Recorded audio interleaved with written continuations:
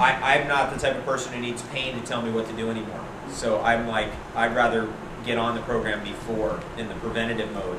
And I think we're all here for that reason. We've been through enough pain. We want to be proactive and preventative. The medicinal mushrooms are no joke. They're probably the most powerful herbs we can take. They're specific to the immune system. They're specific to our skin and our joints and our nervous system. And they can help us prevent situations like this from ever coming up. I'm also a huge fan of garlic for a number of reasons. And I've been head-to-head and toe-to-toe with Dr. Gabriel Cousins on this for a while about garlic. Garlic is super, super important for clearing the slate clean, just knocking everything back out of our immune system and doing levels that are high doses for a while, then you lay off for a while. And the high dosage, what it does, it just fries out things that creep into your immune system, viruses in particular, staph in particular, stuff that your immune system goes, I don't know if I can really deal with that. And then it just fries it all back down to zero. And garlic is the #1 herb in the world for that reason. And it's garlic against cancer. Remember that phrase? Garlic against cancer. Garlic to help clean out the arteries, to just scour everything clean. Calcification based on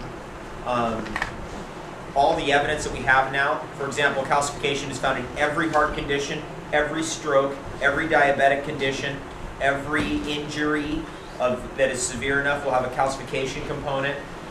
Every broken bone can have a possible calcification component, especially if it happens later in life.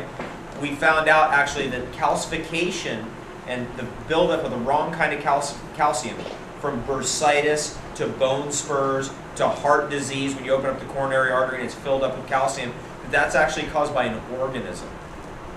And it's caused by a parasitical organism that will actually take out every single mammal, every reptile, and every bird if they live long enough. So it's called nanobacteria, or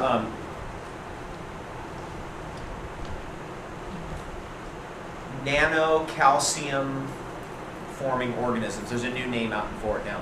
Nanobacterium sanguinensis is the Latin binomial. And this organism is the size of a virus, but it forms shells around itself, like an oyster. Is everyone familiar with how oysters form shells around themselves? And there's a little fatty blob in the middle, and there's an oyster shell.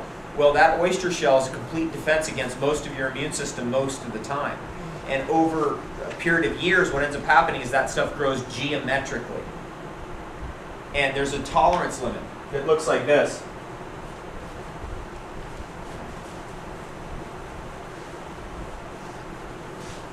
It grows geometrically. So here's our graph like that, and it basically grows like this. And here is the point where we run into major trouble. Now, if you're a raw foodist, you may be able to decline this route so it's growing like that. But still, right here, you're going to hit major trouble. Let's say that's on the same side. This is the same amount.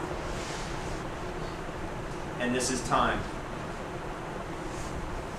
The real key to longevity, in my opinion, this is just my opinion, is we've got to be able to knock these guys all the way back down to zero and start again new, and then knock them back down to zero and start again new. And what basically is able to do that is a certain type of a strategy of herbs and nutrition and sulfur. And I do believe very strongly that the ancient alchemists knew about this. Because if you read the alchemical texts about health, longevity, immortality, etc., they know that sulfur plays a huge role in it. And we know by the power of MSM and DMSO for a fact, we know 150 years of DMSO research has indicated that DMSO dissolves the wrong kind of calcium. And that the earth uses sulfur. For example, in Michigan right here, when you go into a well, you find that there's sulfur in the well. And the reason why the earth forms sulfur is to dissolve the calcium on the planet, or else we'd be overcalcified. For example, the state of Florida is overcalcified. It's so alkaline, there's so much calcium in the soil that it's a very poor soil in the state of Florida, because it used to be a coral reef. And if there's enough stagnation of flow and enough sun hitting the earth, what will happen is that all the riverways and all the riparian areas and all the oceans will silt up with coral. And the earth is constantly moving around trying to break up that coral, and uses sulfur as a primary means to do so once the landmass is solidified. So sulfur is the way that we actually get rid of that stuff. sulfur has a major role in alchemy, and MSM and DMSO have come into our understanding now as more than just kind of supplements. They're major tools in this longevity understanding. I suspect that if you can get enough ormus into your body in the right form, that it can help inhibit the growth of these organisms, because ormus in, for example, medicinal mushrooms, ormus has high consciousness, so it helps to educate your immune system in order to keep this stuff down. Ormus can also be found in garlic. It's found in a whole list, which I can read to you if you want. I will before the end of the night. I'll give you the whole list. It's going to be in a book that I'll have published here in a few months. But that list can be valuable to you. And that list is by no means exhaustive. It's just where we're at now with the knowledge. Ormus is found in every living thing. It's found in every rock. It's found in all soils. It's found in the atmosphere. It's just in varying concentrations.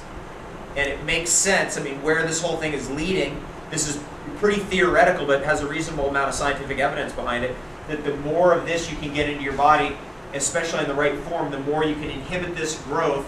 And if you use sulfur properly and the appropriate strategy, you can actually knock this out completely. Some people's immune system has a very strong propensity to be able to fight this stuff. Just like some people's immune system is really more powerful than others in terms of fighting bacteria, viruses, etc.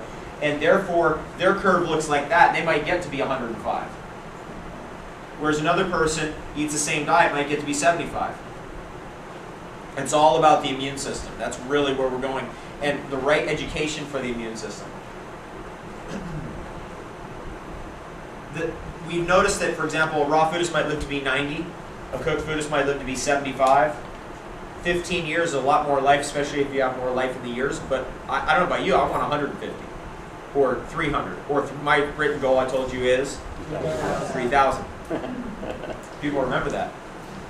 We ain't going to get there asking the same questions like, how do we live to be 100? That's an old question for me. That's a moot point. That's not where my thinking is. It has to be way outside the box in order to get there. And what's interesting about that, the law of attraction, the secret, which is if you ask that question, all of a sudden the information is provided to you to answer that question. And this is a big part of it.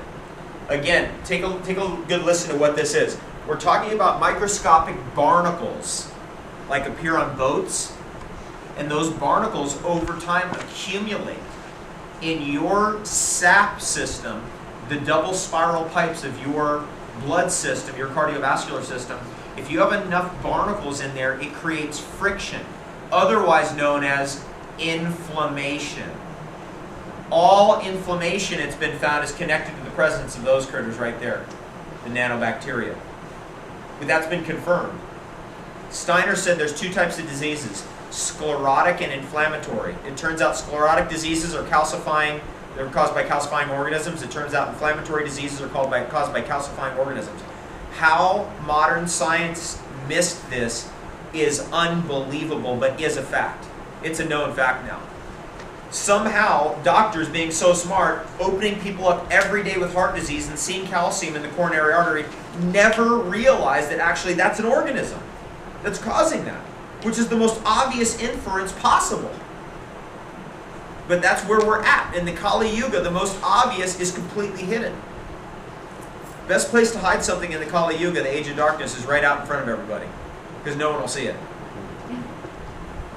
About 20 years ago, maybe 25 years ago now, a group of researchers figured this out. And they, using a combination of alternative therapies and kind of pharmaceutical therapies, they actually figured out how to lower someone's calcium score. I don't know if you know this, but if your calcium score gets to a certain height, you're gone.